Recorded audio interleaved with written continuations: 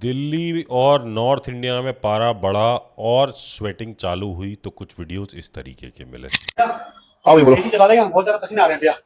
मुझे पसीना भाई, ये वीडियो उन लोगों के लिए खासकर जो लोग गर्मी के टाइम पर पसीने आने के समय एसी को ढूंढते हैं। और भाई जो लोग जिम ढूंढते हैं एसी वाला, तो भाई अच्छी बात है, आप लोग एसी में बैठते हो, सब चीजें, बट भाई वर्कआउट का टाइम एक ऐसा टाइम है जिस समय आपको अपनी बॉडी से पसीने को जितना बहा सकते हो बहाओ, मगर मेहनत करके। कोई बोलता है पसीना बहाओ, जिम में एसी बंद करो, कोई बोलता है पसीना मत बहाओ। क्या सच्चाई है? स्वेटिंग होता क्या है? स्वेटिंग बॉडी का एक तरीका होता है आपके बॉडी टेम्परेचर को कम करने का, थर्मो रेगुलेट करने का, जिसके थ्रू ब्लड जो है वो हीट को आपके बॉडी के सरफेस पे ले आता है, जिसकी वजह से स्वेटिंग के थ्रू आपकी बॉडी से, आपके शरीर से जो है वो गर्मी बाहर निकलती है।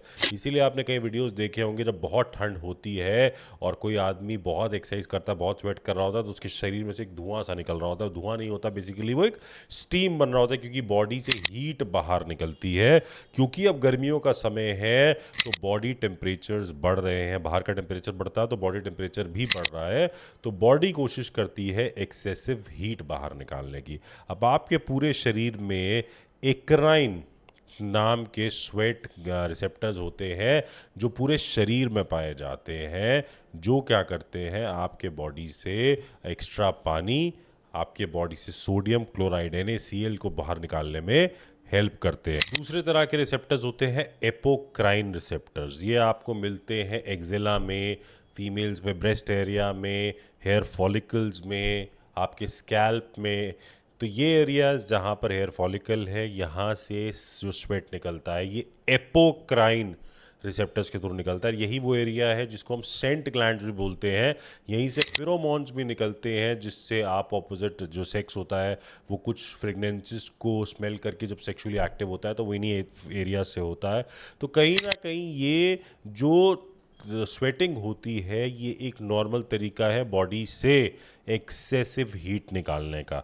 अब अगर आपको स्वेट कम होता है तो उसका नुकसान क्या होगा कि आपकी बॉडी ज़्यादा हीट करेगी, आप बीमार पड़ सकते हैं। तो स्वेटिंग बिल्कुल नॉर्मल है, पर इसका मतलब ये भी नहीं है कि आप ज़बरदस्ती बहुत ज़्यादा जाके स्वेट करने की कोशिश करें, क्योंकि जितना ज़्यादा बॉडी से पानी निकलता है तो सिर्फ पानी नहीं निकलता, हर स्वेट ग्लैंड से उसके साथ साथ सोडियम, क्लोराइड, पोटेशियम और ऐसे मिनरल्स जो हैं बॉडी से बाहर निकलते हैं। तो इसीलिए अगर आप बहुत ओवर अपने आप को स्वेट कर रहे हैं, ओवर एक्सर्ट कर रहे हैं और इतना आपकी स्वेटिंग हो रही है, तो पानी काफ़ी नहीं होता।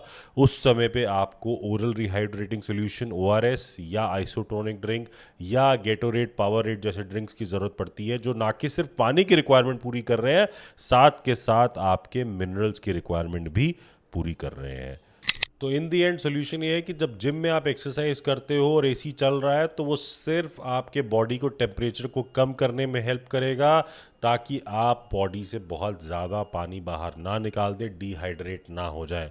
स्वेटिंग होना, स्वेटिंग आना आर्मपिट्स में, ब्रेस्ट एरिया में, स्कैल्प पे, फेस पे, हाथों पे, पैरों में बिल्कुल नॉर्मल होता है।